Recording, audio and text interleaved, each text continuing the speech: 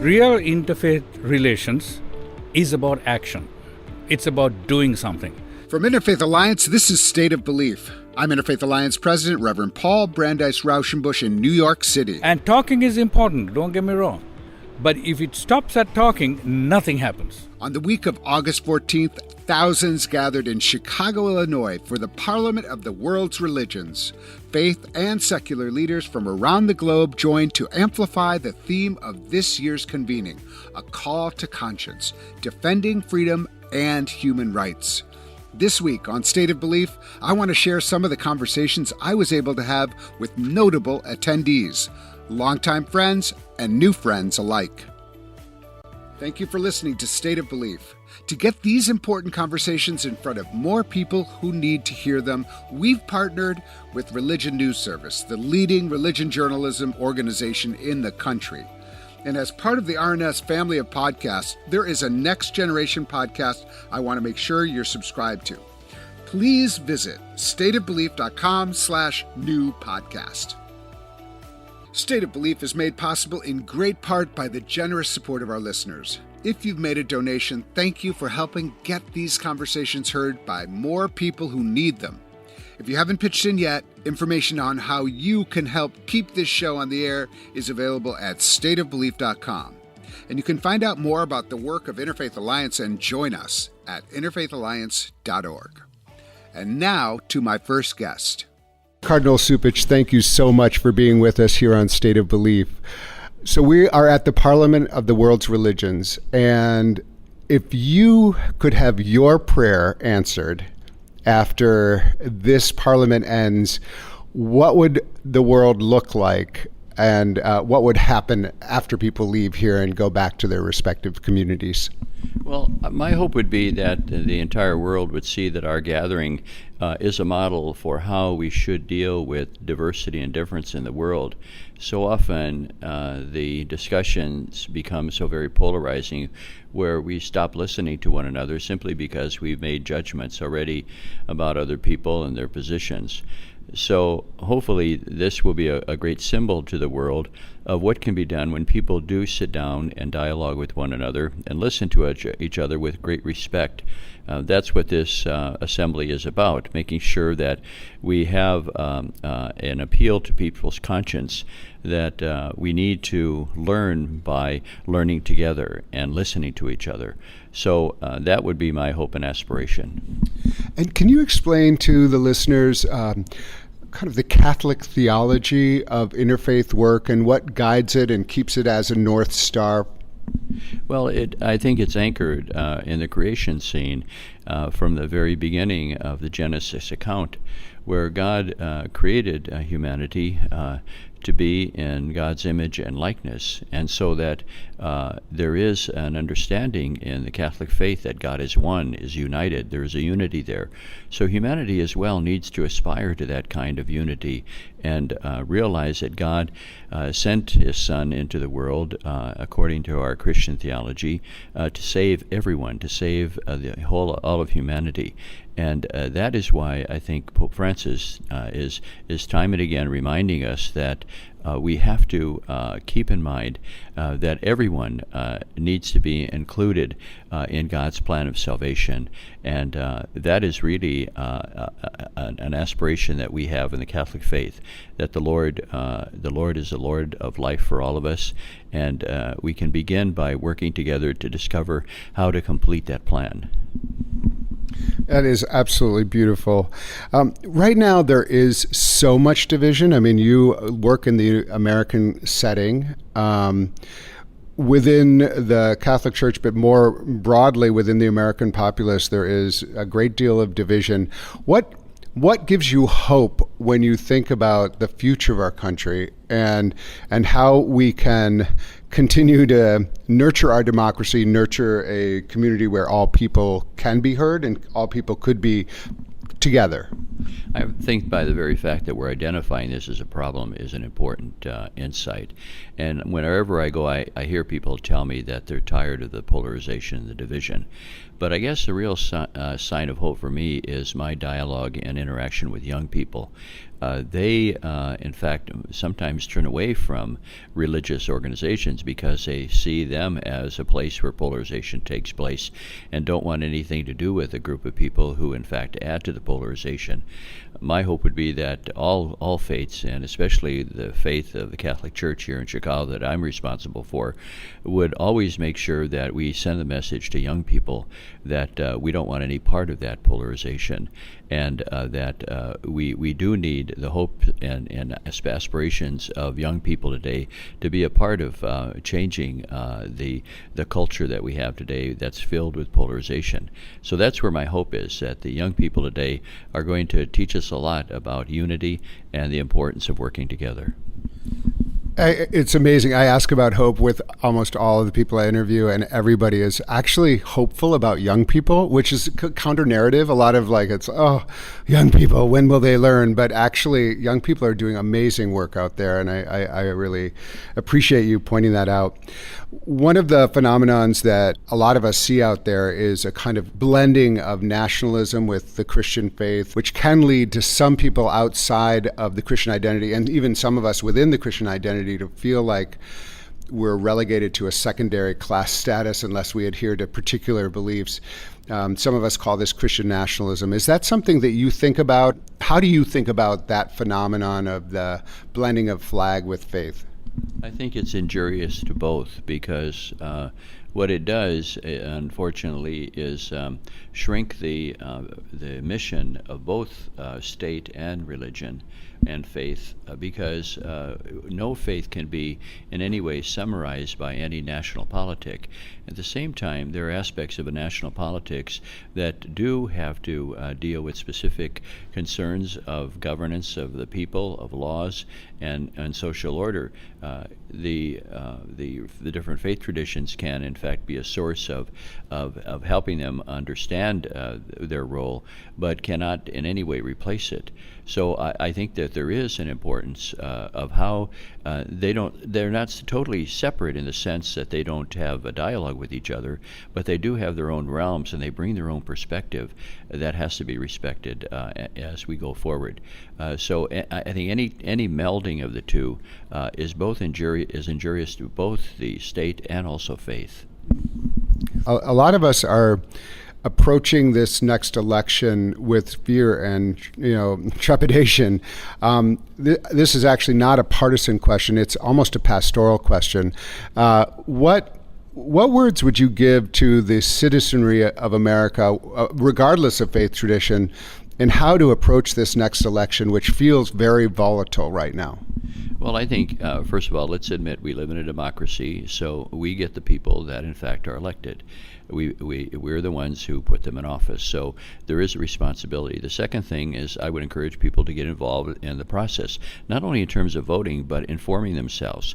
We have to make sure that we understand that just because some information is out there, it doesn't mean that it's necessarily true. Sometimes we forget that there's a difference between the plethora of information that comes to us and real truth. And we have to make sure that we dig down and find out what is really true, rather than being hit by a tsunami of all sorts of information from blog posts and social media that is trying to shape public opinion, but in fact many times ignores the truth. So people have to look for where the truth lies. Yeah, thank you so much. I mean, this disinformation is incredible. Cardinal Cupich, thank you so much for speaking with us today on State of Belief. Well, thank you, and greetings to all of your listeners, and let's work together to make sure that we bring peace about in the world, and also to create a culture of real harmony among ourselves. We're just getting started with this week's show. There are more conversations from the Parliament of the World's Religions in Chicago coming right up. You're listening to State of Belief, brought to you by Interfaith Alliance.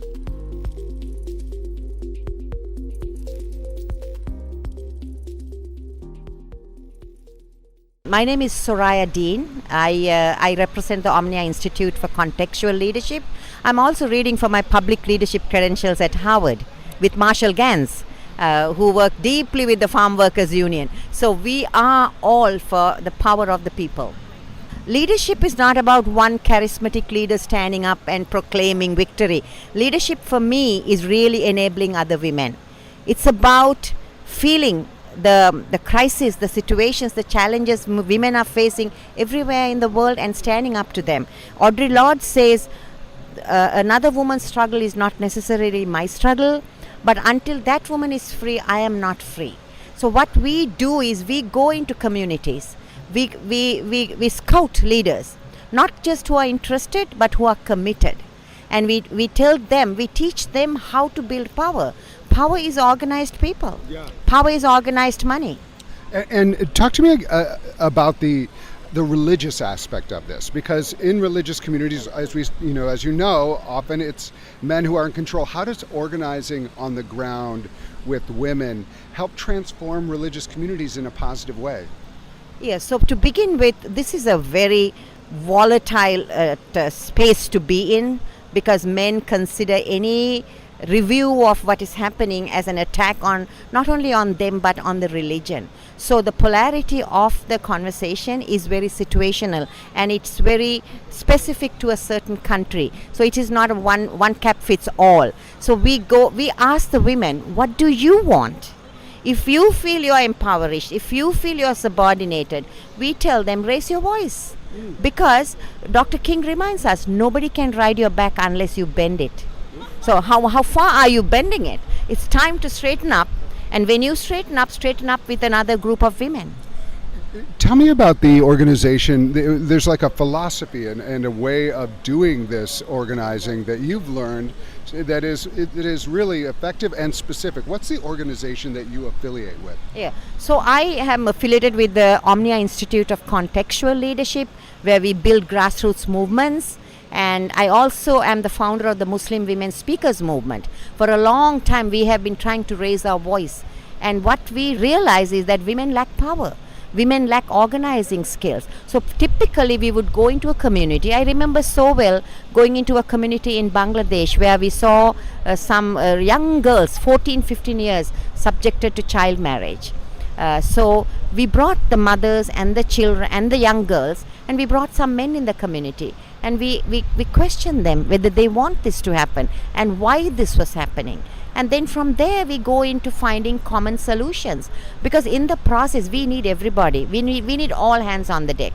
So not being antagonistic and not polarizing the communities further is foundational to what we do. But our primary goal is to enable people to build power, and that is, we recommend highly to do one-on-ones. Find out. Now, Paul, you and I, we know we will get up at 4 p.m. for this cause of justice for women or men of faith. So who are your buddies really, who have the same passion and have the same drive? This is critical. And we are at the parliament. I want to tell you this story. Swami Vivekananda was scoffed, and he was asked, what are you talking about? Peace. There cannot be world peace because there's too much division. And the Swami said, give me 100 committed people. I don't want the 5,000 who are showing up today. What is important for us at OMNIA and for me personally is, what are you going to do when you go home? Yes. Do you have an organizing statement? Do you know what the issues are? Do you know who your people? So in the world of organizing, the first question we ask is, who are my people? Not what is the issue. You know this, Paul. Yes. Thank you. This is wonderful. And how would you just mentioned it, and we the same thing with Interfaith Alliance, where we support local communities to figure out, to help them organize. And it's not exactly the same, but the idea of building power in the face, because there is power out there that is trying to exert itself and is doing that very well, and it will only be met with power. And the power of invitation. I love that the way you're saying that.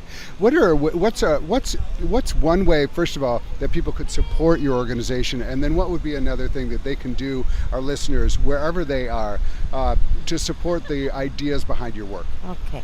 So typically, gather the people. We'll teach you how to gather. Invite us, and we'll help you transform your community. Beautiful. My name is Shanta Premawardhana. I am president of OMNIA Institute for Contextual Leadership. Now, we have spoken to Soraya, who is one of the people who has learned and working with you. tell us more about your institute and how it got founded and what's its purpose. Let me begin in 1976. The institution began there as an institution of Christian seminaries, a consortium of Christian seminaries, 12 of them, who came together to do something different than what seminaries usually do. Here's how I would describe it. Seminaries need to teach what we call received theologies. That is, theologies that were received from centuries ago. Great, wonderful theologians who used to live in those times.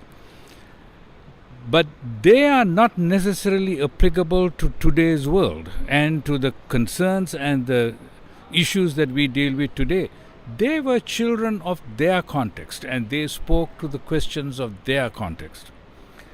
What we said to the seminaries is that we need to get your students to do what we call contextual theology. What that means is that the question for theology begins at the context, at the ground level.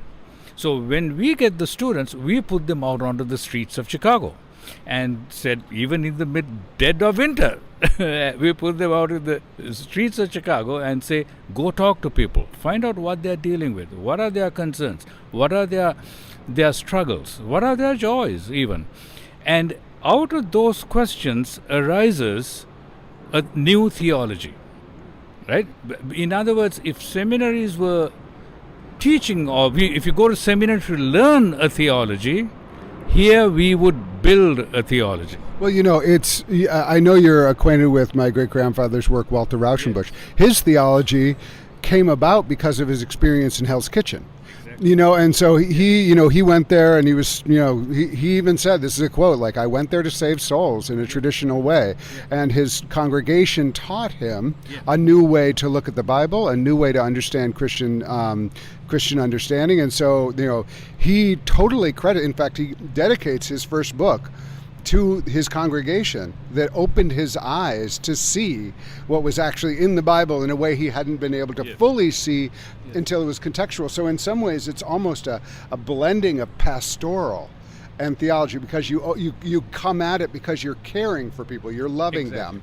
And then theology arises out of that, rather than some sort of abstract thing that you're imposing on your and this is something that may have started in the United States, but now it's really around the world. Let me make a point about your grandfather. He's one of my heroes, not because of the content of his teaching as much, but because of the process, because of the method.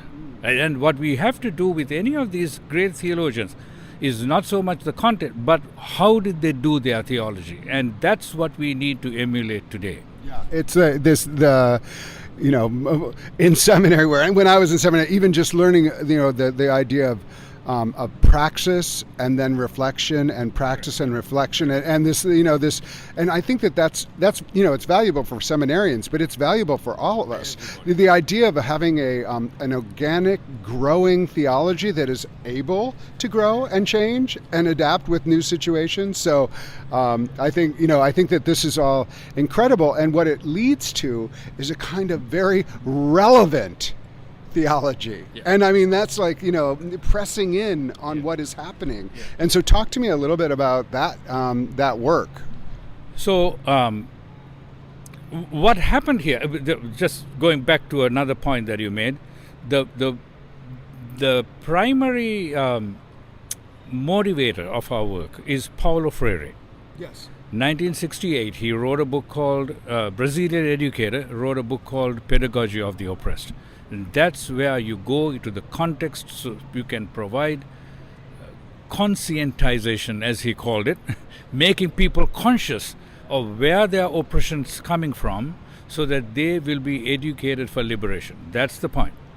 So let me just respond to that, because what I did my thesis on this work, and at the same time that Freire was doing his work, Augusto Boal, also Brazilian, was doing theater of liberation, and then you have James Cone doing theology of liberation, and so it was like this three things happening in different places. It was almost, if you were going to be religious about it, an eruption of the spirit of like awareness and cognizance. It's stunning. 1968 is a very memorable year for a variety of reasons, but just think about that. That's when all of that happened. Okay, so anyway, back in 2013, 2014, we began a revisioning process. And in that revisioning, we asked two questions. I come from with expertise in interfaith dialogue, because that's my education, that's my PhD in religion. We should also mention you have been active in, before this position, you were an incredible leader in the Christian church. It's worth stating that, like even at the World Council of Churches, right? I mean, you say a little bit about that background before we get into like where you went. Okay, just so one prior to that, I pastored a church in Chicago, in Hyde Park. During that time, I learned what we call community organizing. South side of Chicago, I like to say I was a community organizer in the south side of Chicago before it was fashionable to say so. But Barack Obama and I were in the same organization. He was a little bit senior to me in that. But I knew him quite well back then, not anymore, right? But anyway, so I went from there to the National Council of Churches. I was the Associate General Secretary for Interreligious Dialogue there. And then from there to the World Council of Churches, I did the same thing, directed the program on interreligious dialogue. And as a result of that, I came to know religious leaders around the world, the senior religious leaders. Here's what happened. When we began the work of revisioning the organization, my board said to me, you bring two important distinctive gifts. One is your expertise in interreligious dialogue. The other is your international relations. We need to bring those two together for our new vision. And so we said, let's talk about what is most needed in the interreligious arena today. And I said, I'm not going to do the same kinds of things that I've done before, because they don't really make a difference for a lot of people. Let's ask the question, what is most needed? What is the most challenging in the interreligious arena? And we agreed that religious extremism is the most challenging. And in that conversation was a Nigerian gentleman who was on our faculty, and he said to us, I know where you can go to do this. And so we shifted our approach from a Chicago-based Christian seminary-oriented organization to a global religious leader oriented organization and an interfaith organization. And that shift took a lot out of us, but that shift is what got us out to Nigeria and to other countries. So we've been in Gombe State in the northeast of Nigeria, where Boko Haram has been active, and bringing Muslim and Christian leaders together, because our theory is that Boko Haram comes into a community and recruits young people because there's a gap that exists between Christians and Muslims. It is to that gap that they come. So if you close the gap, then the space for recruitment decreases.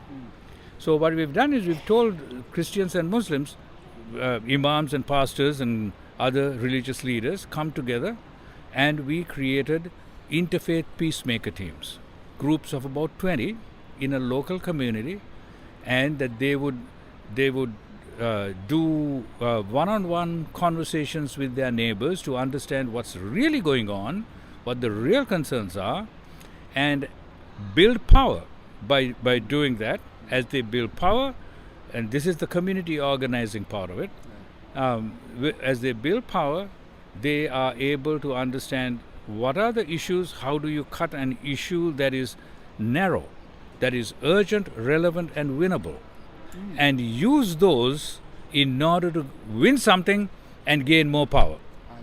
I love it. That is like, we do, not quite at the same grassroots level, but, in communities around the country, we ask the same thing. Interfaith advocacy training is like really bring people together. What are the pressing issues? Right. What can you agree on that you want to work on? Right. How do you get from here to there? Right. I mean, it's really extraordinary. So let me close by just asking you, like, if you had one thing that you would wish that everyone at this parliament would realize one thing that they would be made aware of as a result of being here, what would it be? I think people need to know that real interfaith relations is about action. It's about doing something. See, we come to these parliaments and we talk. And the word dialogue doesn't help us because it makes us think that it is about talking. Right. And talking is important, don't get me wrong. But if it stops at talking, nothing happens. Here's a good example. When the mayor of Chicago came and spoke to us on the first day in his welcome address, he said something that startled me a bit. This is a new mayor. Okay, I like this guy. I hope the best for him. He's a very good man. Okay, so I don't want anybody to get this wrong.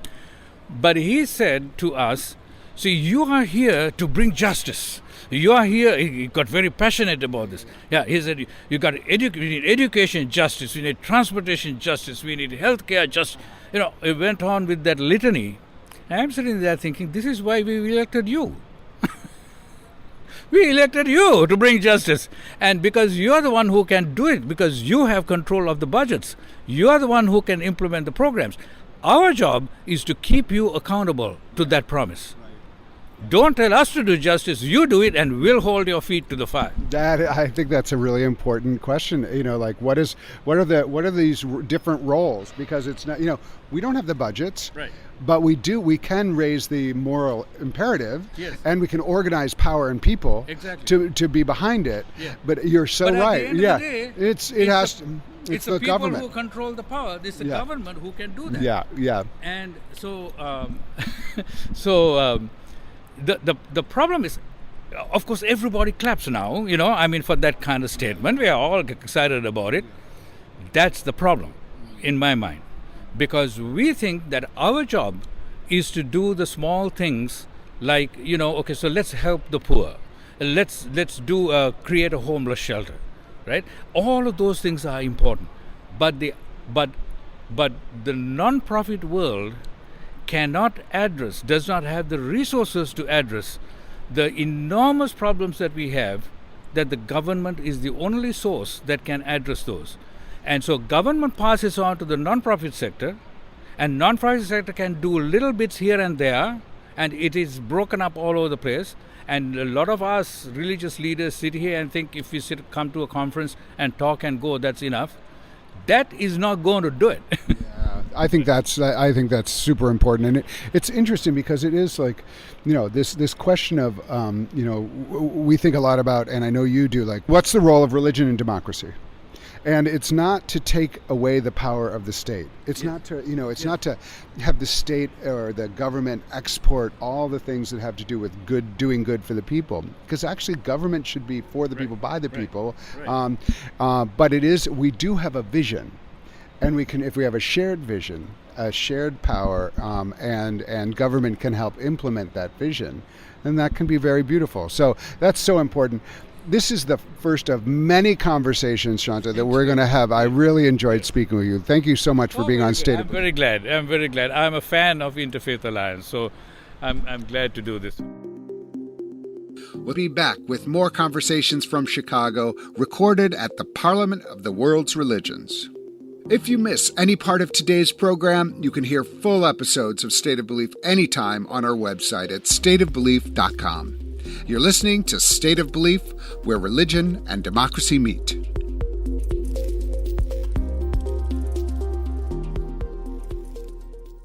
All right, we are here with Wendy Goldberg from the Tri-Faith Initiative, which is an incredible organization in Omaha, Nebraska.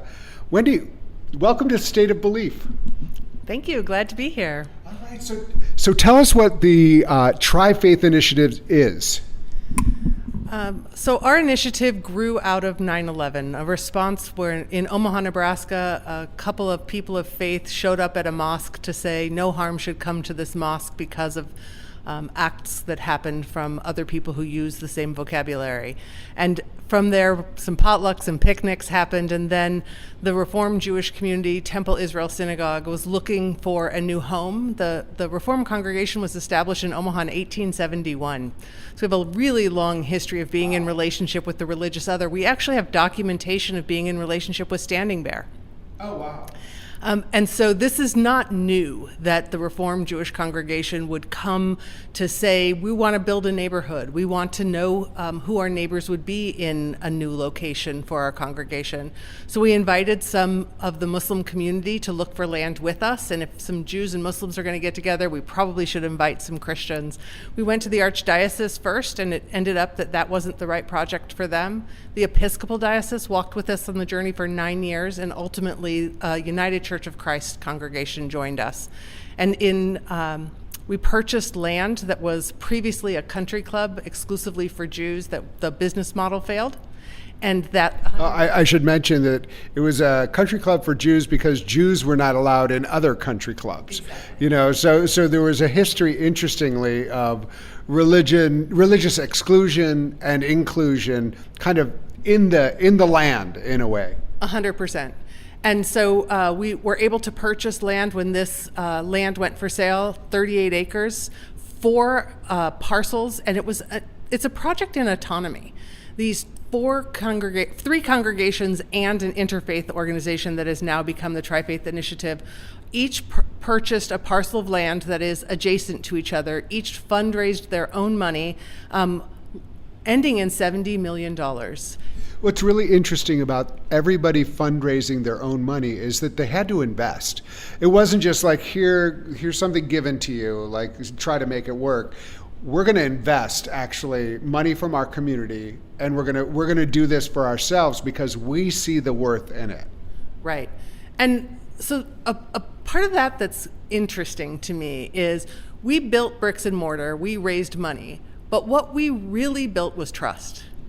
So we met once a month and said to each other, how might we support each other in our independent need to sustain a congregation independent of this project, right? What I need in partners from Temple Israel Countryside Community Church and the American Muslim Institute is a vibrant congregation, right?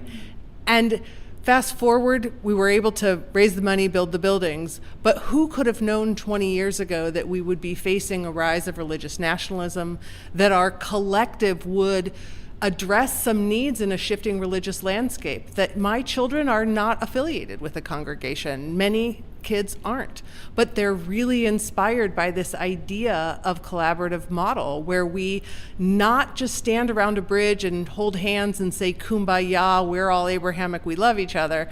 We're taking it even further to say what we value is our unique differences, and that we want to build a world that has space for us to be different and that religious pluralism can thrive. Apparently there is a creek or a river that runs through the property that has been, for ages, been called Hell Creek. So how does that factor into a river running through that is called Hell Creek in a community of different faith traditions that, frankly, in times in the past and even present, are at war and spilling blood? I think it's very interesting that there's a Hell Creek. So how does that factor into the narrative that you tell about Tri-Faith Initiative? So that hell is the darkness. It is the life that we are part of, that we are sometimes seeing and sometimes choosing not to see in each other, in our systems, in our history. And I think that the role of the Tri-Faith Initiative is to model, to be a beacon of hope, not only in what is beautiful about our world, but what is not working, and why the religious voice, an interfaith voice, an interreligious voice that can come and hear each other's narratives, to appreciate that we have different beliefs and different ways of behaving, but we all aim to belong.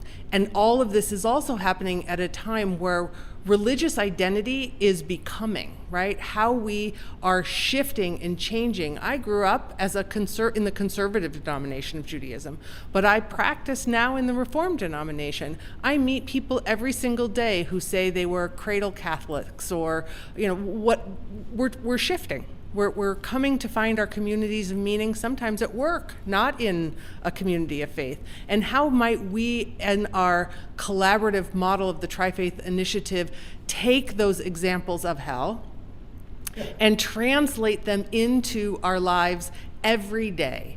That if people only go to their faith institution an hour or 3 a week, where do we meet them in school, in healthcare, in higher education? Those are the places that we need to bridge these divides that are really tearing the social fabric of our community in Omaha, Nebraska, in the heartland. And I think we have a really important work to do. So you're here at the Parliament of the World Religions in Chicago. What do you hope that people will learn from the model of the Tri-Faith Initiative? And also, what are you listening for as you spend the next 4 days here at the Parliament? So I'm hoping that from witnessing the lessons that we have gained in our experiment, in our Petri dish in Omaha, Nebraska, that people will honor autonomy, that people will be brave and curious about the religious other, and that people will think differently about religious identity, that there's no one person who speaks on behalf of any one religious tradition, and that sometimes the hard work is within our religious traditions, the intra work within the Christian community, with who gets to define Christianity, I think that's really in question right this minute. Who gets to have the word? Are those gendered issues? Are those issues of sexual orientation? Are those the things that are going to pull us apart? Or are we actually going to stand up and learn how to listen to each other and be at the table together and disagree with respect? And this is like the big issue. And, we of course, listeners to this show have heard me talk a lot about Christian nationalism and how it's intersecting with the vision of religious diversity in this country and other kinds of diversity. I'm curious how that factors into your work. So, I think we're very much on the same page. What I hope to do while I'm here is network and coalition build. That the argument for the rise of religious nationalism in the United States, known as white Christian nationalism, or globally by lots of other names, needs us to bring our powers together. The human power of us learning how to stand up, and Tri-Faith was built on solidarity. How do we learn how to show up for each other? We are here at the Parliament of World Religions to find new partners to stand shoulder to shoulder with. I love that. And, Interfaith Alliance and Tri-Faith Initiative are going to have lots of things to do together. We're very excited. Wendy Goldberg is the director of the Tri-Faith Initiative. Wendy, thank you so much for being with me on this State of Belief. Thank you. I am here with Joshua Seftel, Oscar-nominated filmmaker who is screening Stranger at the Gate here at Parliament of the Religions. Joshua, welcome to the State of Belief. Hi, Paul. Good to be here. So, Joshua, you are a filmmaker who is inspired by your faith, by your beliefs, by your background, to tell stories that actually aren't necessarily about your own community, but are about other communities and how they intersect with the world. Tell us a little bit about your background, how you got into filmmaking, and the particular storytelling that you've dedicated so much of your life to. Sure. Well, thanks for having me. I grew up in upstate New York, and I grew up Jewish in a community that didn't have a lot of Jews. So I was always, on the outside a little bit. And growing up, my father was a physician, and he would entertain people at our house a lot. And we had this one room in our house that was as kids, we weren't even allowed to go in there. It was the special room for entertaining, and it had a yellow shag carpet that my mom had a rake that she would use to rake the carpet to make sure it was fluffy and looked good. And occasionally, maybe once a month, once every 2 months, we'd have people over, and it was usually the fellow physicians, my dad's colleagues. And I would look in the room on those nights, and it was filled with people from all over the world, because they were the physicians and doctors who had come to the United States to care for people. And so you look in that room, you'd see people in saris, you'd see people wearing hijab, you'd see people of all different shades and religions. And that's what I grew up with, being around those people. And there was a warmth, and I think my parents really liked me to see that. Meanwhile, in that same room, probably around when I was about 9, one morning I woke up and I looked in that room, and there was a rock in the middle of the floor, about the size of a brick. And on the floor was glass shattered all over, and the bay window in that room had been shattered. Someone threw a rock through a window. And I immediately knew what it was. It was anti-Semitism. And, I'd been facing it at school, kids calling me names, kids throwing pennies at me, to see if I would bend over to pick them up, to prove that to them, to prove that Jews are cheap. And so I had these two things going on at the same time in this room, this exposure to all this, this diversity, and then this exposure to adversity and discrimination. And those two things, I think, came together in the work I do, where I'm really interested in telling stories that stand up to and shatter stereotypes. And they don't have to necessarily be stories about being Jewish. They're stories about being Muslim. They're stories about being an immigrant. There's all kinds of stories that I think are important to tell, that tell the stories of underdogs in our society. That's what I'm drawn to. It's such a powerful story and such a vivid story. You specifically have had this series of movies about Muslims. Do I have that right? Like that you had a series of, and I find that amazing. Has there been ever any tension or where Muslim communities are like, who are you and why are you telling our stories? I mean, has that been a hurdle you had to get over? By now, my guess is that, you're known for this series, but have there ever been moments where there was suspicion that wasn't because of you, but just because of the kind of the water we're swimming in right now? Yeah, that's a great question. So I've done this series. It's called Secret Life of Muslims. Almost all the films are on YouTube. Actually, all of them are on YouTube. We've made 25 of them. The most recent one is called Stranger at the Gate, which we're showing here at the Parliament. And it is a story about a Muslim community in Muncie, Indiana, that was met with a bomb threat, and it's about how they handled that situation. And it was nominated for 2023 Oscar, and so that was the 25th film. Have the question about am I the person who should be telling these stories? I can't really answer that question. It's not up to me. These are stories I'm drawn to. They're stories I think are important. They tend to be stories where I don't see a line of people lining up to tell them. I've been first in line on most of them, on all of them. But I'm going to keep doing it until people tell me to stop. I feel like they're meaningful, and I hope that they have an impact on our society. What do you see as the trajectory? You've been doing this series, and how have you seen the experience of Muslims changing, the experience of Jews changing in America? Where are we at with religion in America right now? It seems like I had a chance to talk to Representative Jamie Raskin, and he says we have these two different visions that are in a race in America to figure out who's going to win. And I'm just curious what you're seeing as someone who is really on the ground with stories. How are you interpreting this moment we're in American history and religious pluralism?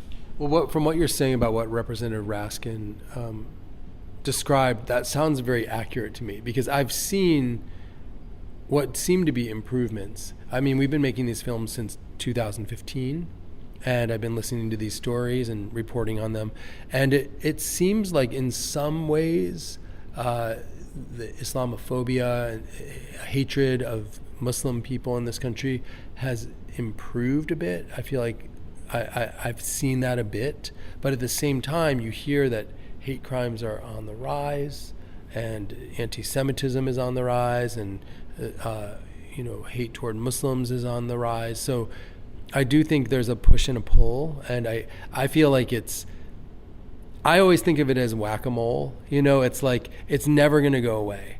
No matter how many films we make, no matter how much we change the way we think, there's always going to be discrimination and hate crimes, and we just have to find ways to stamp it out and keep trying to educate people so that we keep moving in the right direction. Yeah, I think that's right. I think whack-a-mole feels it feels like how it feels, and yet if I think about there can be progress. So I hope that we also remember that things can get better, but it doesn't mean that nothing is permanent, and it has to continually get effort. And so Malala was involved in this latest film. How did that happen, and what was her involvement in your film Stranger at the Gate?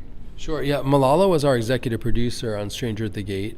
And when we were making the film, we realized that we had a story that was powerful, that could be, that could move the needle, maybe. That was our hope, because it's a story about a white supremacist who hates Muslims, who goes through a change, and he comes out the other side, and actually, spoiler alert, he converts to Islam from being someone who's filled with hate toward Muslims. And he was going to bomb this mosque. I mean, that was I don't think it's a spoiler alert, because it is actually it makes the film more intriguing to know kind of what's at stake. I mean, everything was at stake here. And it is if for nothing else, it's a story of transformation that is just reminds us that transformation is possible. So it's like whack-a-mole is maybe the wrong metaphor. I don't know what it would be, transformation-a-mole or whatever. But this is it's incredible, and it comes from exposure. It comes from a certain attitude and principle of how they greeted him that forced him to reckon. So and now you guys speak, right? Or he's open about this, about what transformation he's gone through and the mosque has gone through. That's right. Yeah. So the man who was planning to bomb the mosque is now an activist, and he goes around and speaks. And so that was the subject of the film. And when we showed it to Malala, because we were looking for an ambassador, we were looking for someone who would help us amplify the message. And at the top of our list was Malala, so we were able to get the film to her. And when she saw it, she reached out and said, "I'm very interested in being involved." And that was so. From there, she joined us and has been really supportive of the film, and has done many screenings with us where she's spoken, and it's just been incredible. The film, since she came on board, the film has had over 2 million views. Is this available just for people to go to? Tell our listeners how people can find the film. And my guess is that there's ways that they could use this film in whatever religious congregation or civic organization our listeners are involved with. What are ways that people can interact with this film? That's right. So you can watch the film on YouTube. It's free by design. And if you want to screen at an event, we have a website, strangerthegate.com, and you can come to the website and you can contact us about events and things like that, so we can arrange for that. Joshua Seftel, Oscar-nominated filmmaker of A Stranger at the Gate here at Parliament of the Religions. Thank you for being with me on The State of Belief. Thanks, Paul. Okay, I am outside, actually on a beautiful day, outside a big white tent, and people are streaming in from every background, every religion, every race, coming from the Parliament of the World's Religions to Langar. I am Sukhbir Singh. I'm the event organizer on behalf of my chairman, Pai Mohinder Singh, and we have come all the way from London, Birmingham, UK, to serve free food, which we call langar. This is on behalf of not only the Sikh community in UK, it's also on all the Sikh communities from North America. We have come to amalgamated, and we are come together to serve langar free of charge, free food to all the delegates of the Parliament of World Religions. It's incredible. I remember the first time I was at a parliament in Barcelona, Spain, and I heard about this, that the Sikhs had a lunch. I was like, how do I get invited? And people were like, it's not an invitation thing. Anybody can go, and I couldn't believe it. So what is the principle behind langar that actually is part of the Sikh tradition? Yes, before I go, I was at Parliament. In fact, my chairman sent me to organize that event also. So we arranged that. The principle behind langar is a very short story. Guru Nanak, the founder of the Sikh faith, his father gave him 20 rupees at that time. It was a lot of money, millions of dollars, to start a business. Because this is why people survived having the small businesses. And when Guru Nanak went to look for a business, then on the way he saw some people, some holy people who were hungry, who didn't have good clothes on. So he spent all the money to buy food provisions and feed them and give them good clothes. From that day, the institution of langar was born. So the meaning of langar is that the first thing that we as individuals should do, as families, as community, as governments, is to make sure that there's no one goes hungry in the world. Now, governments are not doing their job. A lot of people are dying without they haven't got food. This is not acceptable. This langar is just a start that one community can feed everybody else coming together. And I will say this is not the Sikh langar, because a lot of people, the delegates, they've come and given cash donations. So we're buying fruit with that donations. Langar is from everybody for everybody. If the government start doing that, there will be no one hungry. It's a shame people are dying hungry because they haven't got enough food. What is the meaning of the word langar? Does it have? It stems from Persia. Background is like a Persian word, and it means the literal meaning is anchor, and we are supposed to provide food and clothing for whoever comes into our vicinity. I remember seeing people at the langar in Barcelona moving their lips while they were serving, and someone explained to me that this was part of it, that this is also an act of prayer. See, the langar begins with earning honest living, first of all. Now, we do all sorts of occupations, but during our occupation, that the money that we earn only becomes good if we are reciting the name of God. Now, we recite Waheguru, Waheguru, and all communities have their own word for God. It is okay. It's not that. So when we recite those, this must be honest earnings from which we buy provisions. And while we make food, we recite the name of the God. It is the element of God which becomes unlimited. If I feed or you feed, okay, it will be somewhat limited. But once we add the element of God into it, the earning of the money, cooking of the food, and add the element of God, it becomes unlimited. Whether 100 people turn up or 10,000, we don't. It's very organized. If you organize your family's wedding or something, to organize even for 100 people, you got to be very, very special. Here, We don't know where the money is coming. We don't know where the provisions are coming on. Whether 5,000 people come, 10,000 people, is same to us, because the element of God is now in langar, and He is doing the work. Do you have any sense of how many people? It could. I mean, people are streaming in here. I wish my listeners could hear, because it's about 7,000 people have registered for the parliament. I think maybe 10% might be busy in other sessions. I think about 6,500 would come.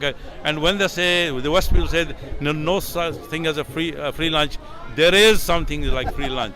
Guru Nanak provided that this something like this is free lunch for everybody. It's a free lunch, but with a great deal of devotion and love, and Yes, I thank you so much and for this it. time what we are doing, we are inviting other communities to sing the praises of the Lord while we are eating, because everybody has got their own devotion to God. We want to welcome that. Yeah, it's beautiful. I can hear a drumming in the background, Yeah. and it's just a beautiful, peaceful scene coming in and out. So thank you so much. Thank you. You must have langar now. Thank you so There you much. go. The address you're about to hear was given at the plenary session that was addressing the crisis of authoritarianism that is rising around the world. I was in front of thousands of individuals of all different backgrounds, faith, traditions, races, nationalities, who are coming together to figure out what we can do as a community to fight back against authoritarianism in all its forms. It is an honor to be with you here at the Parliament of the World's Religions. I come to this podium raised in an interfaith family, led by an interfaith heart, and having spent the last 25 years serving as a Christian minister, largely in interfaith settings and promoting interfaith work. As I look out at this amazing gathering of beautiful souls, I have to ask, what are we doing here? Each of us comes guided by our own interests, to learn more about other traditions, to build bridges, to find common ground, to share the richness of our spiritual practice. These are some of the central activities of the interfaith work since the Parliament began. However, when I look at all of you who come not only as yourselves, but also represent hundreds, thousands, perhaps even millions of others in places both far and near, I see power. The power of people, the power of ideas, the organizational, spiritual, and moral power of religion that the world needs to meet the crisis that we face. And what is that crisis?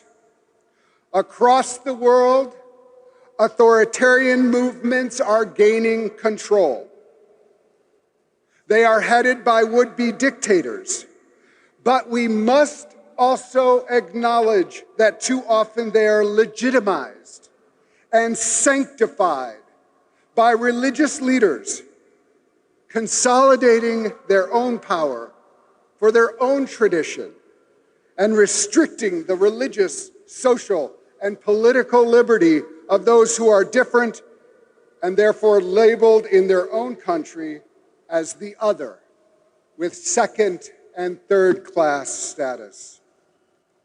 Our particular threat in the United States is white Christian nationalism that claims the mantle of both faith and flag, but at its core is a crusade for power that betrays our nation and degrades my faith. They are guided by a Christian and white supremacist narrative that defines who can be a true American, a true Christian, and who really belongs in the country. As we are holding this parliament, Christian nationalists are attacking churches that do not agree with them. They are attempting to rewrite our history. They are banning our books. They are restricting voting and women's rights and targeting minority faiths. I come to this parliament with a particular vantage point. As a gay man who is married to my husband, and we have two precious children, My own family is a target, as books about LGBT people are among those that are most banned in this nation.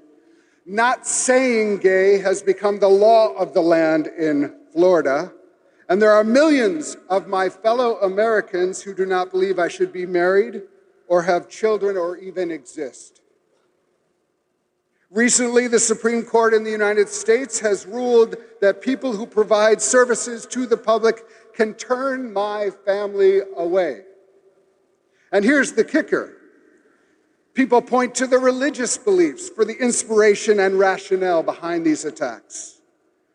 Worse, there are right-wing activists from different faiths who have traditionally attacked one another, who are now banding together to target me and my family and other LGBTQ people under the misuse of the principles of religious freedom. To which I respond, whose religion and whose freedom? So I ask again, what are we doing here? To do interfaith work is by definition to perform the radical act of refusing to insist on our own way, even as our own traditions might invite us to such an impulse. Instead, the very genesis of the interfaith movement is to publicly declare that we will refrain from acting on those dogmas within each of our traditions that continues to provide a rationale to hate and to murder one another. The real difference among religions today is not between traditions, but how we understand our religion's mandate to act in the world. Does our tradition inspire us to celebrate or to discriminate? Do our beliefs prompt us to liberate or subjugate? Will we interpret our scripture and teachings in such a way that our religion is a bridge or a bludgeon? What are we doing here? Parliament of the World's Religions, we are here to love one another and to love the world. We are here to collectively and politically and publicly say no to the fascists of our time, and we will be guided by the ethos and the tactic of love that has guided so many great movements in the past. Gandhi, King, Mandela, Malala, and so many others across the world, each of them tapped into the deepest wells of the spirit and practiced a powerful, nonviolent resistance against the forces of cruelty and tyranny. Parliament of the World's Religions, let us join together in a love that refuses to hate, a love that diffuses lies, a love that targets no one, a love that casts a vision for a future in which everyone has dignity and worth.